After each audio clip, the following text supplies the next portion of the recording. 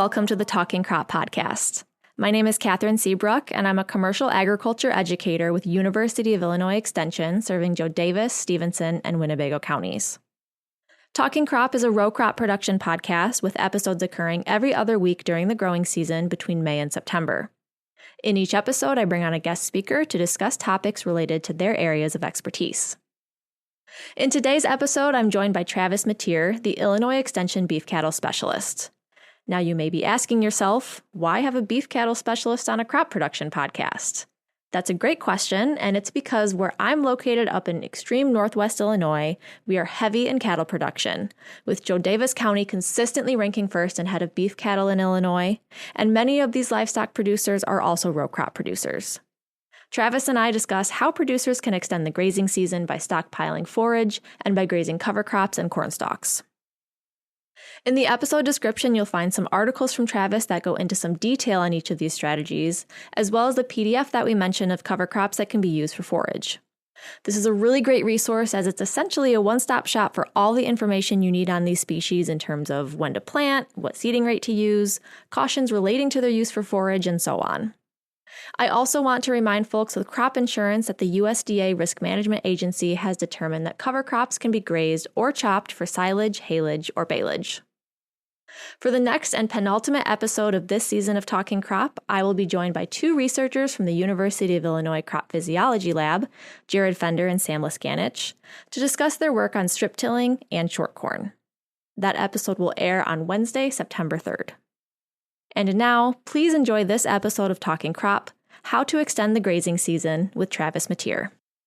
Travis, hello and welcome to the Talking Crop podcast. Thank you so much for joining me today to talk about extending the grazing season. You are a little bit of the odd man out since we do typically talk to, corn and soybean producers on the podcast. But of course, in my area, at least, many corn and soybean producers up here also are livestock producers. So I'm really excited to talk to you about extending the grazing season today. So again, welcome. Yeah, thanks, Kathryn. Glad to be with you. So again, we're talking about grazing season extension, basically. And so the first main big question here is, why extend the grazing season? What is the big benefit to extending that grazing season beyond maybe what's typical for most producers? Yes, it's a great question. First off, I think the big thing here is we need to focus on profitability. And so as we look at the cost side of a beef cow-calf enterprise, we know that over 60% of the total cost for beef cow-calf producers is feed cost. And so if we can reduce feed cost, we can increase profitability of our operation. One of the big costs from a feed standpoint is harvested and stored feeds. So as we think about extending the grazing season and what that does, if we can keep a cow out harvesting her own feed, keep her grazing more days of the year, that's less harvested, less stored feeds that we have to feed. And in turn, that helps us save cost and allow for more profitability. So that's the big picture here. Every day that a cow can be out grazing, harvesting her own feed, we're adding profitability to our beef cow-calf enterprise. And even with grazing, there's added costs, of course, with fencing and with water.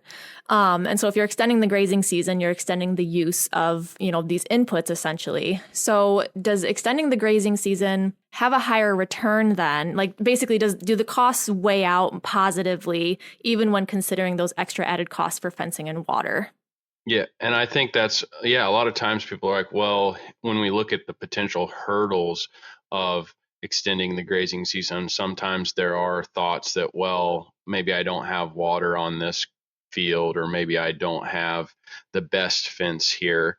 I think what we've really seen, though, is technology has come to us a little bit. So we've got geared reels and polywire and step-in posts, and we've even got more solar applications now for solar pumps and water and things like that. High density plastic pipe to just pipe some water farther. I'll be honest, hauling water is like my least favorite job in the world. So I'm always hesitant to recommend that.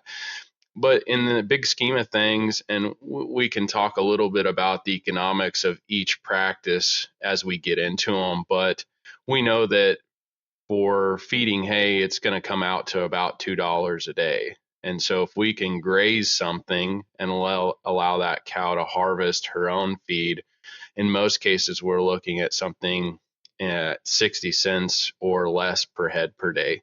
So there's a pretty large incentive there to keep the cow out grazing, even if we have to invest in some infrastructure. And so producers, I think, over time see that that's real money. And if we're looking at the long game, so beef cow, we're not really trading cows, right? A lot of our beef cow calf enterprise operations in Illinois, if we're in the cow calf business, we're kind of in it for the long game. And so investing a little bit in infrastructure could be a long-term investment, but it doesn't take a lot. I think the thing that I want to, encourage producers to do is in the fall and early winter, cattle will trail farther to water because the temperatures are cooler. Their requirement for water is a little less than it would be in the summertime when it's really hot. And so you can make things work with simple fencing systems and simple watering systems and still utilize this opportunity, whether it is stockpile grass, whether it is cover crops, whether it is corn stalk grazing. All of these options, I think, you can utilize with not a ton of investment. You can make it what you want. So you mentioned economics, which I know is the big reason for extending the grazing season. And we'll talk a little bit, like you said, also about the economics of each of the practices that we'll jump into. But, I'm in the area of agronomy, not livestock production. So I'm very familiar with, the thin margins that agronomic producers face, and less so about the profitability of raising cattle. I would assume it's very similar and you have thin margins, but I was just curious, when it comes to extending the grazing season and the economic benefits of it, can that be the difference between a profit and a loss, or is it more of like a nice supplement to the returns for a cattle producer? Yeah, it's I smile right now as we talk about this because we're actually in record profitability for beef cow calf enterprise right now. We've got record high cattle markets. And so it's easy to make a lot of different things work with beef cattle right now. And, you started the show by saying most of our, row crop folks have cattle or livestock in your area. Right now, that's a really good thing because in other parts of the state where they don't have livestock as an enterprise, those farm budgets don't look near as good. So our beef cow calf enterprises and our livestock side is contributing positively to the cash flow and the economics and returns to farms right now.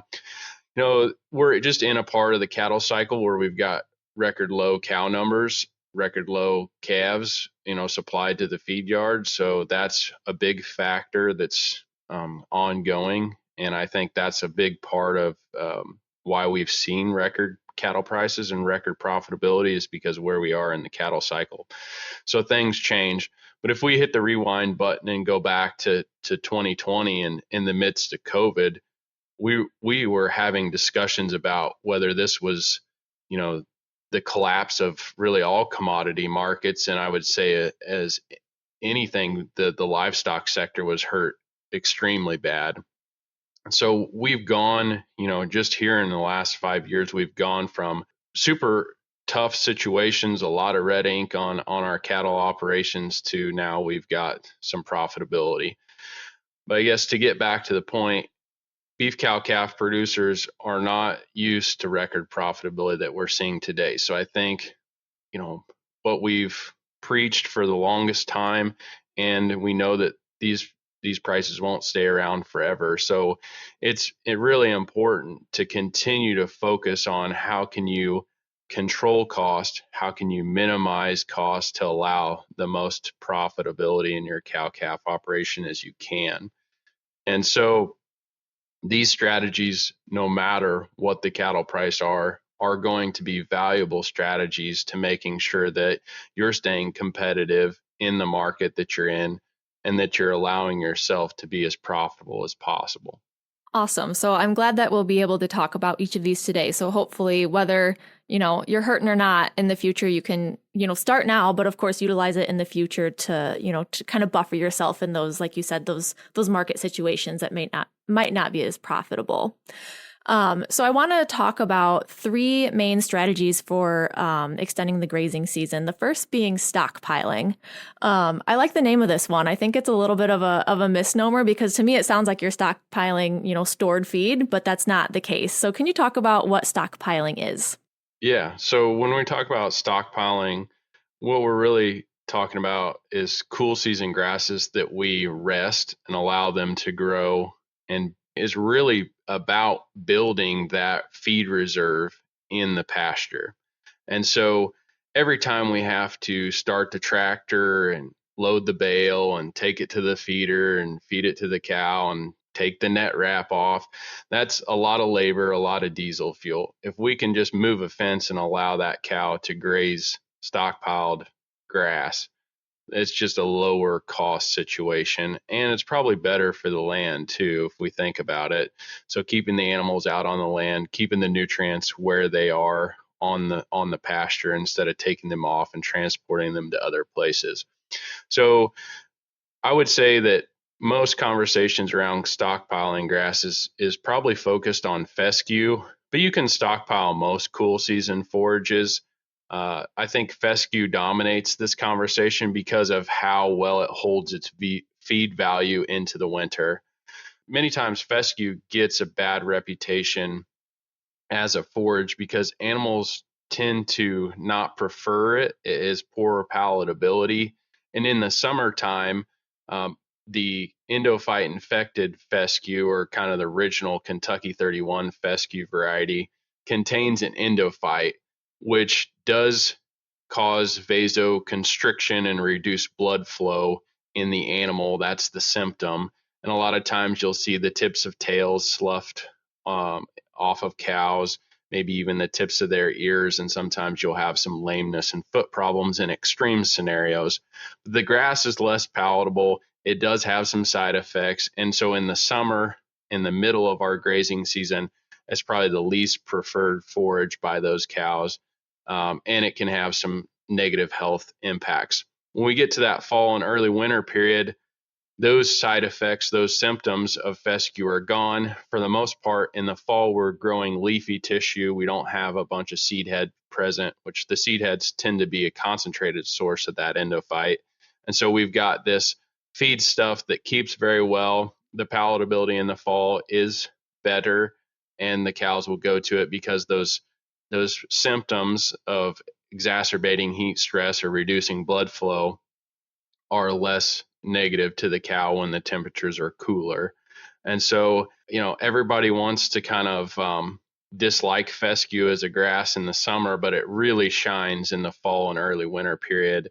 And so, again, stockpiling that fescue can allow those cows to graze in that late fall and early winter period when many of our grasses are going dormant or are dormant. And so, during the growing season where we've got active growth of our cool seasons, and if we have warm seasons in our pasture or maybe warm season annuals that we've planted, we've got this abundant forage growth. I think the challenge is what happens when that forage stops growing. And that's really where stockpiling fescue and stockpiling cool seasons can allow you the opportunity to keep grazing when we get into those shorter days, those really cooler, cold days where we know that those forages aren't actively growing. And are there any management practices that can be done leading up into the fall to kind of increase that stockpiled forage, to increase that quantity? Yep, good question. And I think the management of stockpiling is the big part. So you have to start in, like a lot of times in our area, you're going to want to start in early to mid-August. You want to clip those pastures or remove the cattle, go in and graze it down to reset the forage growth, so that if you don't reset the forage, you'll end up with more mature forage that's less palatable. So going in and mowing or clipping, or going in with like a high stock density graze and getting everything pushed back down in that early August period, and then removing the animals to allow that forage to regrowth is really important. Now, a lot of times it's common to go in with a small level of nitrogen supplementation, so maybe 50 pounds actual end And that can increase or stimulate that forage to grow in the fall and benefit in terms of stockpile. So a lot of times that extra 50 pounds in, it stimulates the grass to grow. You get a yield response, a lot of times another 1,250 pounds of dry matter per acre from that supplementation of nitrogen. And so that helps you build your stockpile and create more grazing days for those cows in the fall and winter. The thing we don't want to do is we don't want to return to that pasture too early. So if you start there in August, you apply a little nitrogen, you might be looking over at that field in October and be like, man, that's some pretty good grass. Here's an opportunity to get back on it. What I encourage producers to do is admire it, but leave it there for a while. Turn your head the other way and look at the cornstalk field, right, and the grazing opportunities that exist there in October and November. If you allow that stockpile fescue or cool season the opportunity to just leave it alone until about December 1st, you've really maximized the amount of growth that you're going to have. And so a lot of times we would encourage producers to find other alternative grazing opportunities and then return to those stockpile pastures in around the 1st of December. Many times with the modern beef cow, and many of these cows are weighing 1,400 pounds. Once we get there in December 1st and we start to graze that stockpile, those cows are eating 30 to 35 pounds of dry matter per head per day. And so based on our ton of dry matter, if we don't fertilize, or maybe we've got close to 3,000 pounds of dry matter that are available to those cows, we've really only got about 30 to 60 days of grazing, depending on how we manage that. I think maybe part of this discussion is once we get there, I think one of the best returns to management would be strip grazing. So cows can go, they're selective grazers. So if you allow them access to the whole field or the whole pasture of stockpile, they're going to go through and nip off the very tops, and they're going to trample, they're going to walk the whole field. So they're going to trample a fair amount of it. If you do have snow or wet, muddy environmental conditions, you can really lose a lot of the forage just due to trample and travel of those cows. So strip grazing those pastures, our rule of thumb is that increases the utilization rate up to about 70%. If we were continuous grazing those pastures, many times we're only going to utilize about 40% of that stockpile.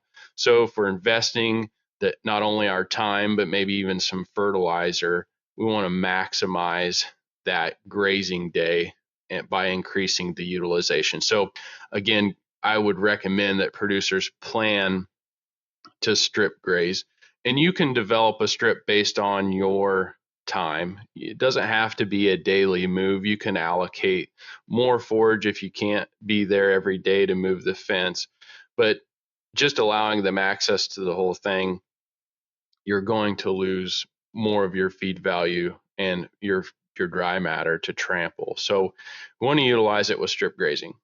And this sounds like a really great option for extending the growing season. There sounds like there's just a lot of benefits to it. So I always have to ask and wonder, are there any disadvantages to stockpiling? Well, I think if we're in a drought scenario and you're just really committed to stockpiling, you might be feeding your stored feeds already, right? So there could be some disadvantages from an economic standpoint to getting, to waiting too much. I would say this though, if we run it, environmental conditions can be a make or break here. And so if we don't get fall moisture, we don't get the yields that we've just talked about earlier, that can be a detrimental thing to our situation. I would say in any grazing scenario, we're probably proliferating the fescue if we don't graze it down. So we're actually fertilizing and setting it up for those cool seasons to come back in and take over our stand. So if you want really diverse pastures, you might not want to stockpile the same pasture every year. You may want to look at rotating again, there's some challenges with fescue. So again, if you're managing for fescue and you don't like fescue in the other months of the year, we're talking about a short time frame here. Um, I don't know. I'm kind of grasping at negatives because I think the positives are so Sure. much better than the negatives here. But I guess you could be a critic and say that you're managing a little bit more for fescue, or that you're somewhat dependent on the weather to make sure that this stockpiled feed pans out from a budget standpoint versus a bale of hay. Hey, we get that bale of hay and put it in the shed, and we kind of know what it is, what it costs us. And yeah, depending on how we feed it, it could go faster. We could waste more, but you could do a really good job of everything we just talked about for stockpiling, run into a drought, dry fall, not get much yield. And then the wet weather comes in early winter and you track a bunch of it into the ground. And then in that scenario, it doesn't look as ideal as we've just talked, but I'd say the seasonality usually is favorable for stockpiling here in the Midwest. Yeah, grasping for negatives is a good problem to have. So, like you said, lots of positives to stockpiling. So I wanted to switch gears to the next tactic for extending the grazing season, which is utilizing cover crops. I love this idea. Again, as an agronomic educator, I think cover crops have a lot of really great benefits. And when I learned that they can be grazed for forage, that was even more exciting. Just tacking on that list of benefits that they offer. And I especially like it for cattle producers because they typically will also be producing crops that they can harvest a little bit early. So that gives them an opportunity to take more advantage of the cover crop by getting it established earlier than, a typical row crop producer typically can. So cereal rye is, of course, the most common cover crop species. It's a great starter species. And is it also a good option for a grazed cover crop? Yeah, I see the same thing you see, Kathryn. Cereal rye is just so hardy. It's easy. We can plant it late and still get a stand. And then it really takes off in the early spring in terms of biomass production or that forage yield. So I think cereal rye is a good option. I think that I probably wouldn't testify that that's the only thing that we need to use in a grazing scenario. I also think that maybe the challenge or big hurdle for me and some of my own experience is that if we run into a really wet spring, grazing these cover crops in early spring just becomes such a challenge. I mentioned the trample that we could have in stockpile. It's even more so an issue in these spring cover crops. And so I've seen more producers go to actually harvesting cereal rye, triticale, wheat, some of these overwintering cover crops or cereal grains as baleage, or actually chopping and bagging them and making more or less a silage hay out of these cover crops. And I think the reason that I see more of that is just because you put that time and effort into the crop, and you don't want to just track it all into the ground and create a mud lot.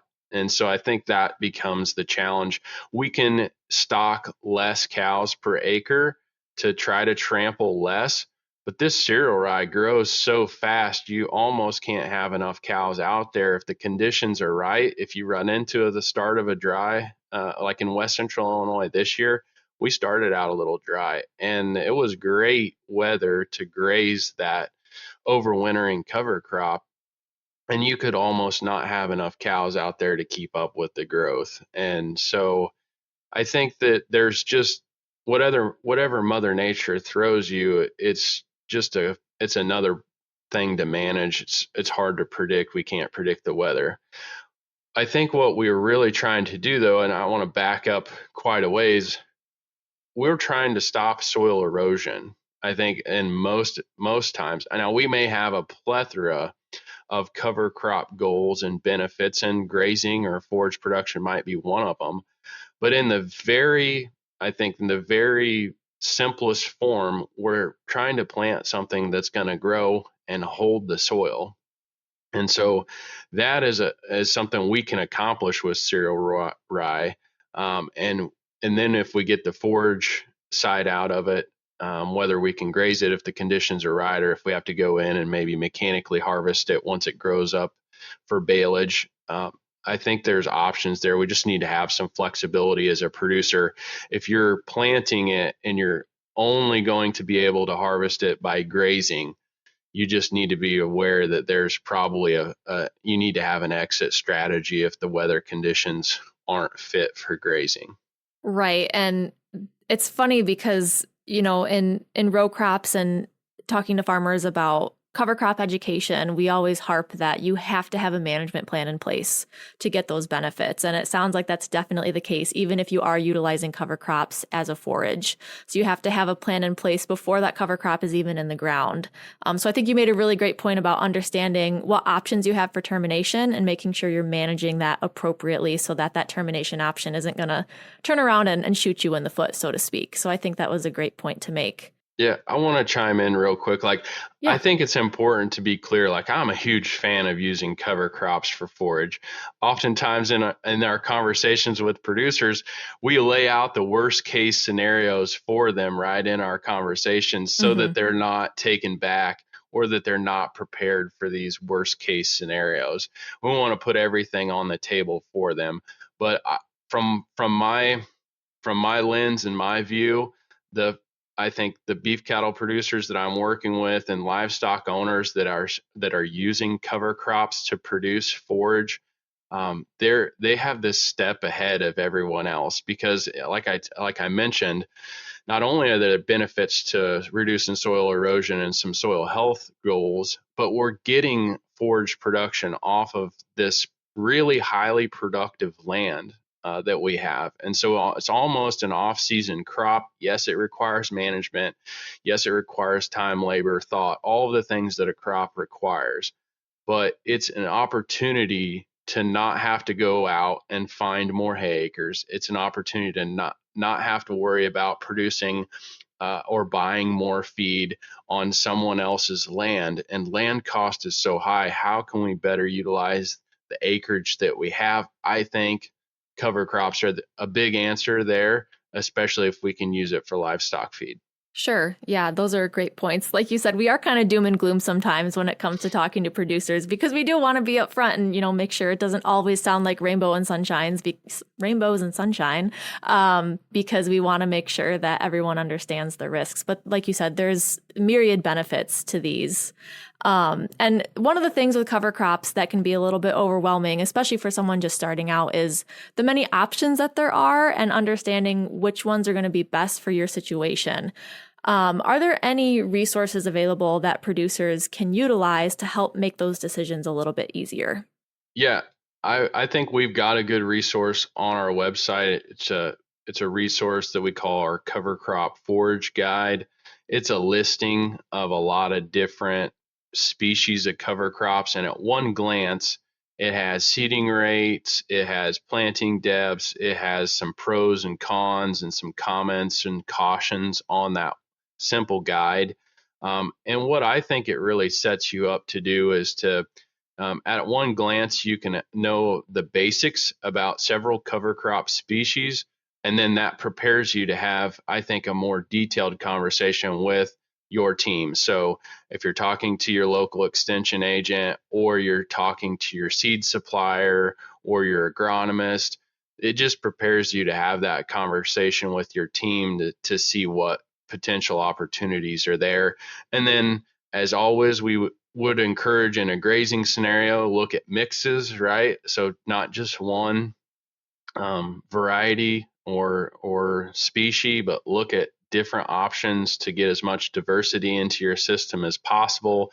Sometimes if our plan is mechanical harvest, we need to go with a more simple mix or a single species just so we can manage it for optimum for a mechanical harvest. But again, I think depending on your goals of your cover crop, there should be a lot of options out there. And I think that guide does a great job of setting you up to kind of make some preliminary selections and then have a good conversation with your team to finalize your cover crop goals and species.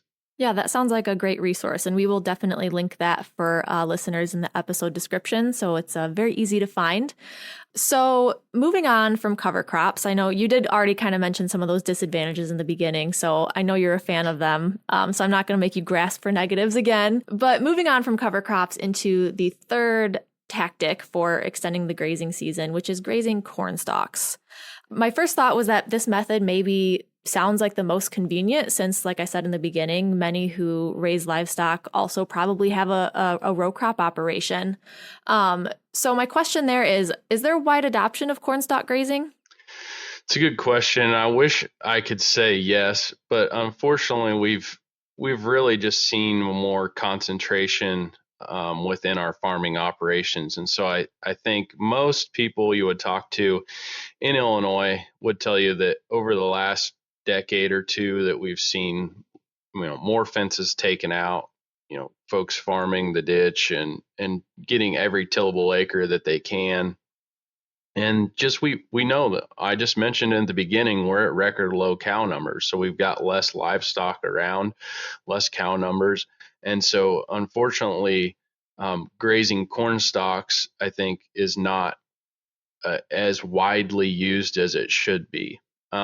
Now, in the same sentence, I would be remiss if I wouldn't say that the folks that are being profitable in their cow-calf enterprises year in and year out, those folks are utilizing corn stalk grazing every year and trying to maximize it too, not just, we've got this barn lot that's close to a cornfield. We'll kick the cows out there for a couple of weeks. And if there's a few ears of down corn or something that missed the combine, that they can clean it up. It is a great resource. And I think, I've done a lot of interviews in my extension career, and cornstalk grazing is always one that I focus on because I do think it's an extremely low hanging fruit for our cow calf operators. And yes, you could probably put calves out there and do a stalker backgrounder situation too if you got calves that are straight and right, and you don't need to gather them and worry about health. But for the most part, a dry beef cow, a cow that calves in the spring, cornstalk grazing fits her nutrient requirements very well. So we've hit this low after we've weaned our calves in terms of nutrient requirement, and that pairs really well with cornstalk grazing. So we think about most of our farmers being focused on harvest and getting the crop out. We don't have to, worry about the maybe feeding these cows every day. If we've got some fence up and water accessible, these cows can honestly live on corn stalks for 30 or 60 days and do just fine. And I think it's again a low cost situation. Why is it low cost? Well, we attribute all the costs to the grain production, right? So, and the grain enterprise is paying all the costs to produce the corn, and then we just have all this leaf and husk and stalk and aftermath of corn harvest out there. And so, having a ruminant animal, a beef cow that can go out and harvest some of that and make use of it is just a bonus. You mentioned that a lot of the more profitable cow-calf operators are typically utilizing cornstalk grazing as an option. And I wondered if when they're producing that crop, are they undertaking any management considerations for grazing that? So are they doing anything differently, whether during the growing season or maybe during harvest, to make it even more of a benefit, a beneficial environment for those grazing cattle? I mean, the short answer is I think their focus is on the crop and producing a profitable yield to their corn, making sure that plant's healthy and that they're returning what they need to on their row crop enterprise. And I think they really do look at the cornstalk grazing side as a bonus that they can take advantage of. Honestly, it's kind of viewed as some free cow feed. But I would say that there are some producers that are trying to innovate and look at different ways to maybe interseed into corn or plant hybrids that allow more palatability, different things like that. Honestly, though, the big push is probably just to make sure that we're profitable on the grain side and then use the corn stalks as kind of the bonus for cow feed. I think the beauty of grazing corn stalks is that the cow is a selective grazer.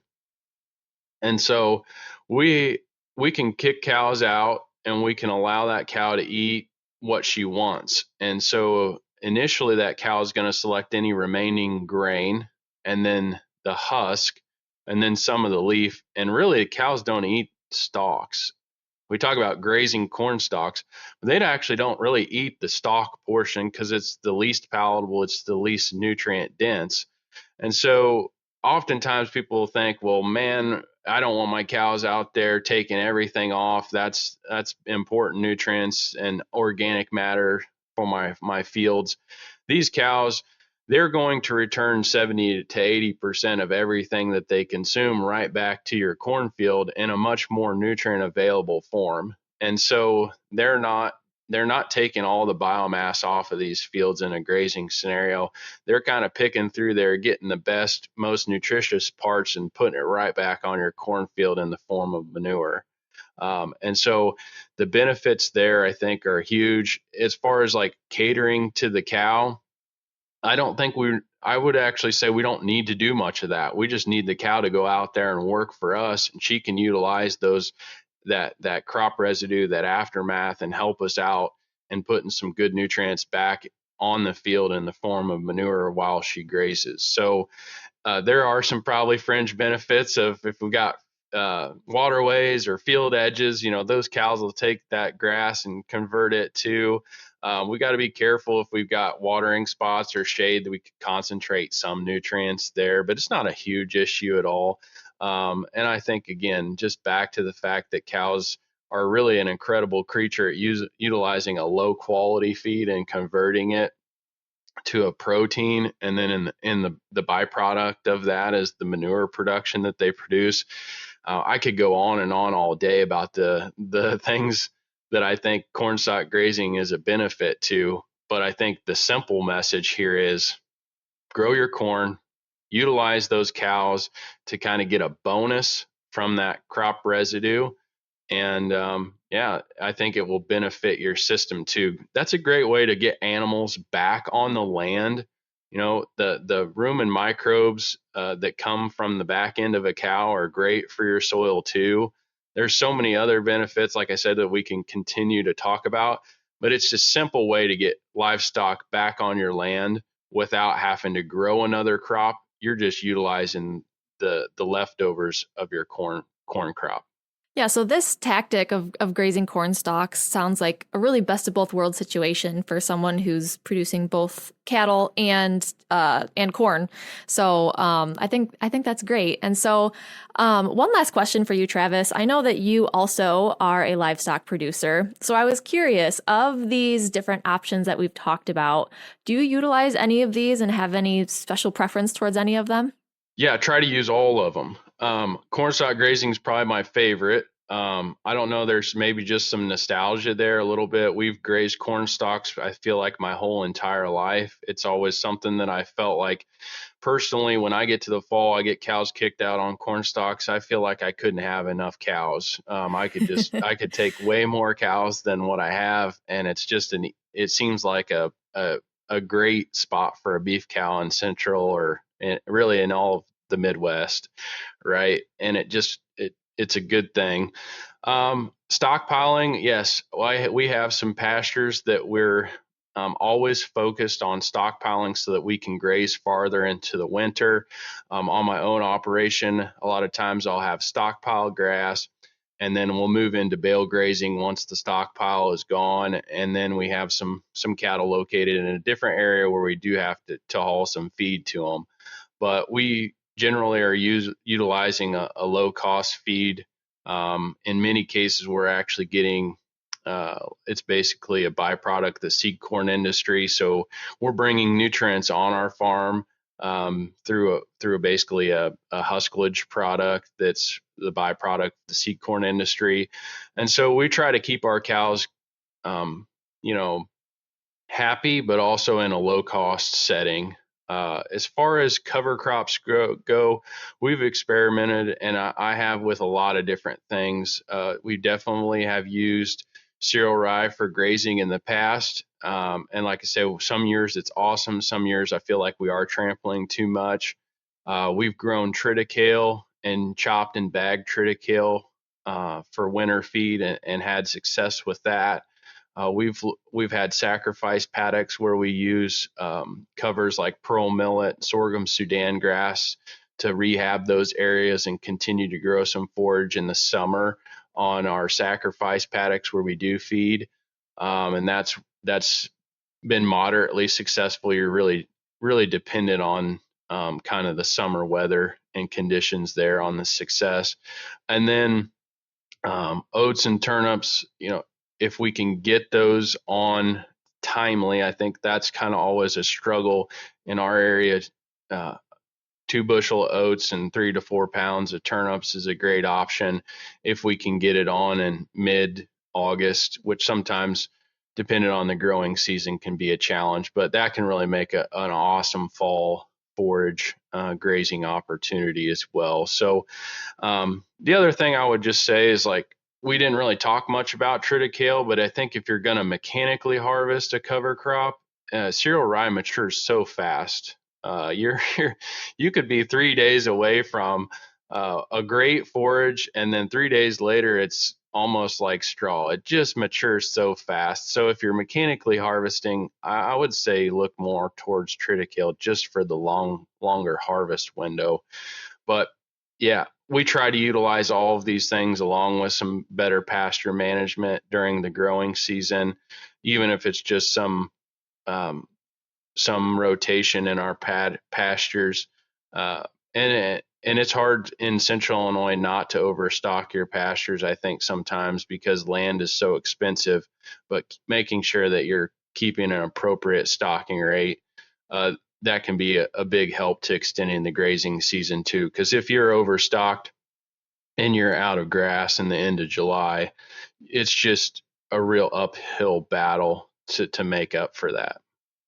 Well, thank you, Travis, so much for joining me today for Talking Crop. Like I said in the beginning, this is a little bit out of my wheelhouse, but I think it's great to talk about this information because, like I said before, also many folks who are producing cattle also have a row crop operation, and they're typically kind of, dipping into some of the same strategies like grazing corn stalks, utilizing cover crops for different options as well. So I really appreciate your time and your expertise. And again, thank you for joining me.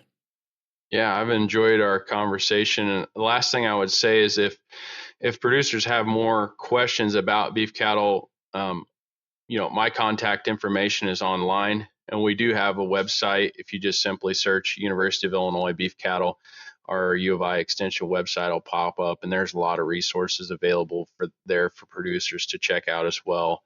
We also have social media. If you want to find us on Facebook, we try to keep some updates there. And we do also house a blog on the website, so timely articles through the blog. If producers are interested in checking out more information, they can do it through those media.